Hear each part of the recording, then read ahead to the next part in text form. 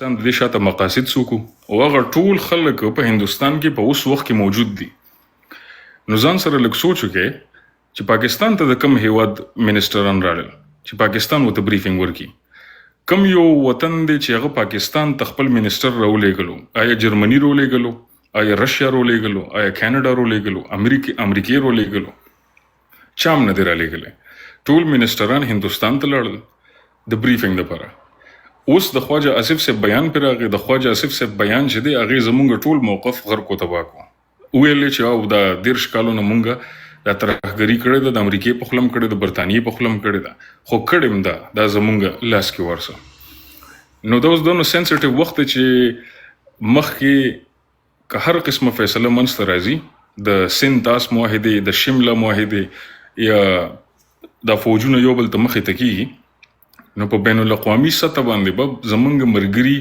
بالکل نه وي. په بین الاقوامي سطح باندې زمونږ سره د ودرېدو والا خلک هېڅوک هم نشته. نو دا یو غټ امتحان په دې قام باندې او خاص کر په پښتنو باندې راغلی دی، ځکه چې که چېرې خبره ادارو ته یا خلکو ته پتو لګېده چې هندوستان حملې ته بوتلی شي، نو بیا به پښتنو دپاره یو موضوع را جوړوي او د جهاد موضوع به پښتنو دپاره را جوړوي، بیا به ورمخکې کوي. دا پښتنو ته به څنګه دلته لایف کې وطن یو لږ خبره وکړه چې وطن مور ده او په مور چې څوک ننګ ونه کړي نو هغه پښتون نه دی او مسلمان نه دی. نو هغې ځوان ته زه یو د مینې نه یو پیغام ورکوم چې وطن چې مور ده نو د قرآن کې په حدیث کې په هر ځای کې الله تعالی د ښځې حق په تا زیات ایښی دی. نو که ته لاړ شې او جنگ ته دونه خوشحالیږي چې زه لاړ شم او په جنگ کې ځان مړ کړمه، نو صرف دونه سوچ ځان سره وکړه چې ښځه به د نورو سړو ته پاتې شي، ښځه به د رور ته پاتې شي. او په پښتو کې ټولو نه بې غیرته، په پښتو کې ټولو نه بې شرمه ژوند دغه دی چې ستا ښځه بل سړی وساتي. نو د خپلو ښځو، د خپلو لوریانو، د خپلو خویندو د دې ژوندونه په دې مه تباه کوئ چې تاسو هر ټیم جنگ ته آماده یې، زه به ځم جنگ به کوم او خپلې زنانه نور سړو ته پرېږدئ. دا د حوصلې نه اغستو وخت دی چې حوصلې نه موږ کار والو، د عقل نه والو، د منطق نه والو، د جذباتو نه، د ټوپک نه، د ډز نه، حوصلې نه، سوچ نه او مشران ناست دي، دوی به هم نوره خبرو وکړي. مننه کوم. افغانستان په خلکو کې او په ما کې، په ښکته پښتونخوا کې، په بره پښتونخوا کې، دا دې ټولو ته زه پته ده، تاسو سره لومبی ملاقات دی، خو دې ټولو ته پته زه د نفرت خلاف یم چې هغه هر څوک خوری، که هغه زما خپل پیژنګلو کس یو که ناپیژنګلو که یار دوست مې، خو زه نه غواړم چې نفرت خور شي. هغه ویډیو کې پته نه لګي چې دا اوس رښتیا ده فیک ده چې څنګه چل دی، خو ما ویډیو کته تاسو سره ناست دي او هغه ستاسو هغه ملګرې ما نه نامه یې راشم، معذرت غواړم، تاسو سره ډېر کینی پاسئ. هغه خبره کوله چې دا وخت او د بره مخه د هغه مخه په هندوستان حمله کوي، د بره مخه د په افغانستان حمله وکړي. لکه زه دا ویم چې خیر دی، صحیح ده، انډیوالي به مونږ کوو، وروري دوستي به هم کوو، خو په داسې ټایم کې د خپل یار دوست چې کومي دا رکاول غواړي او دته وینا کول غواړي چې خیر دی دا خبرې مه کوه، دا خبرې کې نو زه ناست یم کم سے کم زما په مخ کې به نه کوې، ځکه چې موږ په دې ملک کې پاتې کېږو، زه هم د دې پښتونخوا اوسېدونکی یم، تاسو هم د دې پښتونخوا اوسېدونکي یې. نو دا یو مهرباني وکړئ، خیر دی ځینې وخت کې بیا داسې جواب ولا ورکوئ چې خیر دی چې زه ناست یم کم سے کم، نو تاسو به دا خبرې نه کوئ. ډېره مننه، معذرت غواړم، خفه رانه نه شي. زموږ کشر خیر دی که یو خبره نیمه زیاته موږ خفه کېږي به نه. مننه زیارت شاه صاحب، قدرمنو صاحب، زما اواز ته زه شانم صاحب؟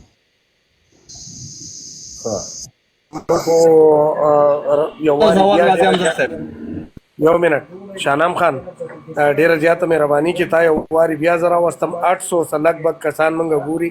خو ستا څه موډیټران که خفه نو موږ بلاک کړی دی خپل بروډ نه. موږ تا ته راځو، موږ ستا د خبرو ته راځو، ستا دا څومره چې اوري دې له راځو. که ستا موډیټر دا رقم حرکت کوي او سړی نیمه کې کوزوي، نو دا چې زه کوش وم دا ګارنټۍ سره زه تا ته وایم چې زه ژوندی یم، زه به ستا په بروډ بیا کېننم او نه ستا موډیټر دلته درنه معافي غواړم حاجي صاحب پلیز، دا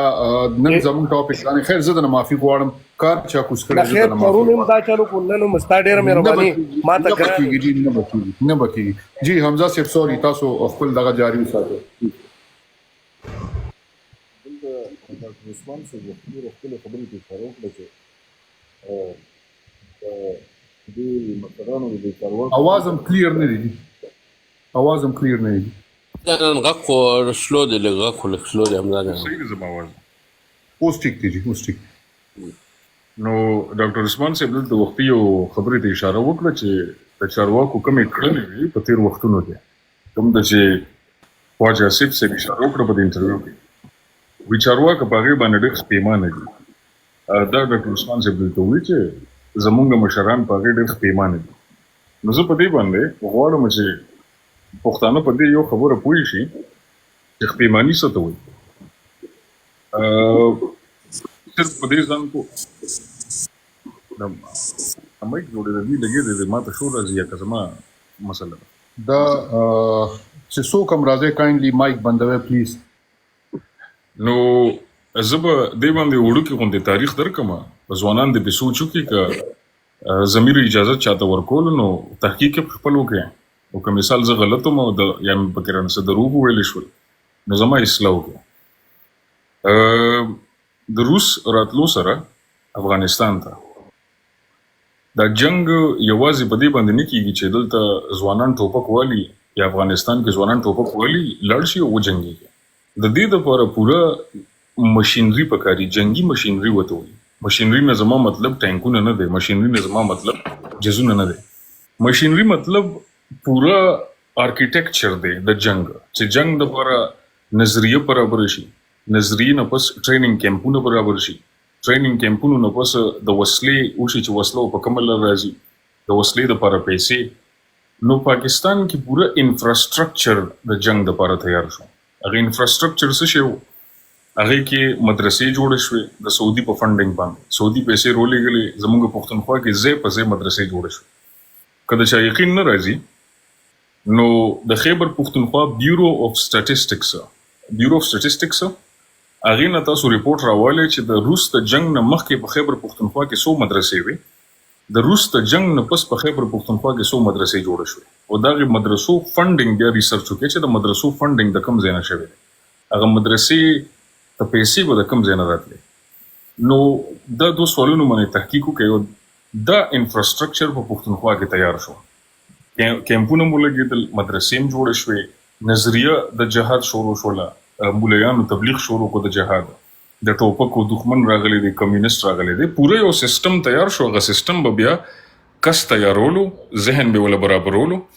هغه به ټوپک ورکولو هغه بدلو ځان به مړ کولو په دې کیمپونو کې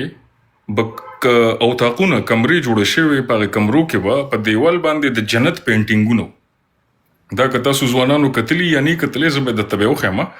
په کمرو کې به په دیوال باندې د جنت پینټینګونو په هغې کې به واړه واړه ښکلې لکان جوړ شي وو نیرونه به وو پکې ښکلې چمنونه به وو شرابونه به وو هورې به وې پکې په دغې کمرو کې به دا هلکان ساتل او دوی ته به د جنت تاثر ورکولو نظریه به د جنت ورکوله بیا د جهاد کتابونه چاپ شوله په دلته امریکا کې په نیبراسکا یونیورسټي اف اوماها نیبراسکا کې هغه کتابونه پښتونخوا ته راغلل هغه اوس هم په انټرنیټ پراته دي په هغې کې الف الله جیم جهاد ټی ټوپک دا به موږ د افغانستان ماشومانو ته دلته په شمشتو کیمپ کې دلته نورو کیمپونو کې به دا موږ ښودله دا پوره د جهاد دپاره انفراسټرکچر تیار شو پوره د جهاد مشینري د جنگ مشینري په خیبر پښتونخوا کې تیار شو دې نه به کس وتو پښتون وتو خپله ښځه مور پلار بچي به پرې غوښتل افغانستان کې به ځان وجلو نور به هم وجله اوس ډاکټر عثمان صاحب دلته اشاره وکړه چې خپل زمونږ چارواکه په دې کړنو باندې خپېمانه دي نو زه به دلته یو تپوس وکړم د ټولو ځوانانو نه خپېماني څه ته وایي خپېماني دې ته وایي چې دغه انفراسټرکچر چې کوم جوړو د جهاد مشینري د جنګ مشینري جوړه وه آیا هغه ختمه شوله یو سړی وایي زه پې خپېمانه یم نو هغه مدرسې بندې شوې هغه د جهاد نظریه چې ده هغه ودرېده هغه د ځوانانو پاڅېدلو او ځان مړ کولو دغه UNHCR او دغه ریپورټس دي چې په پاکستان کې کومې ترهګرې ډلې دي ټوپک یې اوچت کړی دی وسواله مبارزه کوي د یو کس تنخوا $2,500 ده کم سړی چې په خیبر پښتونخوا کې وسلوالو ډلو سره ګرځي دغه $2,500 معاش دی څوک بې پیسو جنګ کوي څوک لیونی دی چې راولي ټوپک راولي ځان مړ کړي $2,500 معاش په پاکستان کې کم سړی ګټي ډاکټر یې ګټي انجینیر یې ګټي CSS افسر یې ګټي څوک یې ګټي $2,500 په پښتونخوا کې ترهګر سړی $2,500 لي نو مطلب دا دی چې د جهاد دغه انفراستراکچر پورې روانه ده د جهاد د مشینري تر څو پورې چې دغه جهاد مشینري ونه درېږي د دې خپېماني د مشرانو خپېماني موږ ته قبوله نه ده. په خولې باندې خپېماني څوک کوي؟ بیا د دې ډالري د پیسو جنګونو نه چې کوم د پاپا جونز د پیزا فرانچایز یې باجوه واغستې، په استرالیا کې جزیرې واغشتې، په یورپ کې بیچ هاوسونه واغستل، دغه آیا واپس شولې؟ دا د پاکستان اساسه وه، دا پیسې پاکستان ته واپس رالې، دا جنرالان واپس رالله. نو د خپېماني څنګه خپېماني ده جانان؟ خپېماني په دې باندې نه ده چې په خوله باندې وې زه خپېمان یم، ته به عمل ښیې چې ما هغه جهادي نظام هم ختم کو، هغه مدرسې مې روانې کړې، بهر نه فنډنګ راتلو هغه مې ودرولو، دا هر څه ما ودرول او زه پرې ډېر زیات خپېمان یم. دغه خپېماني به موږ ته پښتنو ته قبولي؟ دا خپېماني موږ ته نه ده قبول چې په خولې ووایې زه خپېمان یم. دا اولنۍ خبره. دویمه خبره، د خواجه آصف صاحب په میډیا باندې، په سکای نیوز باندې، د امریکې په چینل باندې دا اقرار کول چې موږ 13 کاله دا شی کړی دی، موږ ترهګر ساتلی دي، موږ ډلې ساتلی دي، دا خپېماني نه ده او دا الزام نه دی. دلته زیارت شاه صاحب ووایي چې د په خپل وطن باندې الزام ولګو. زیارت شاه صاحب دا الزام نه دی، دا حقیقتو کم چې رووتو، دا حقیقتو کم چې پټو زیاتره ولس منلو نه. منظور صاحب داسې، ایمل ولی صاحب، عمران خان صاحب، عثمان کاکړ صاحب، د ټولو مشرانو دا خبره کړې وه چې دا زمونږ جنگ نه دی. عمران خان صاحب هم په جیل کې دی، منظور هم بې کوره بې لاره دی، ډاکټر مارنګ بلوچ هم په جیل کې ده، عثمان کاکړ هم مړ شو.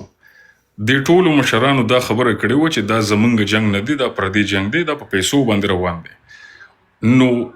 خواجه آصف صاحب صرف د هغې اقرار وکړو، کم شی چې زمونږ ټولو مشرانو بشمول عمران خان، ایمل ولی، منظور پښتینه، د ټولو ویلې،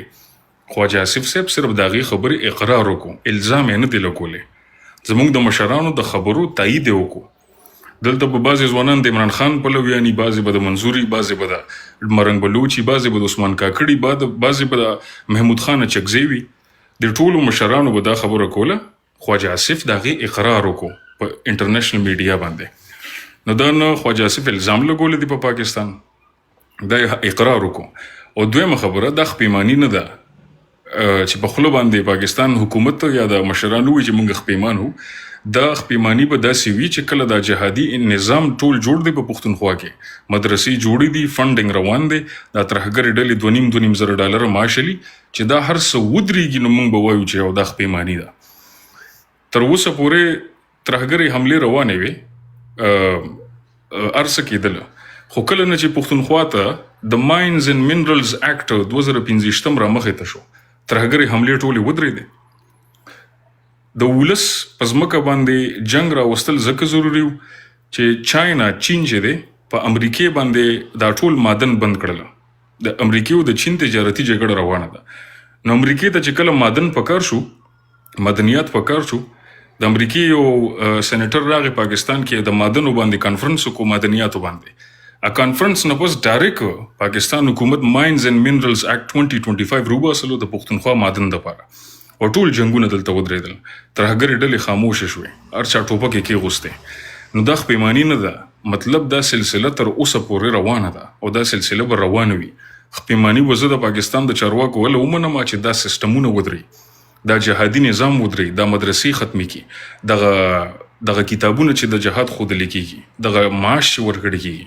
دا هر څه ودرېږي، نو بیا به خپېماني پښتنو ته قبولوي. مننه کوم. Thank you so much, Ji.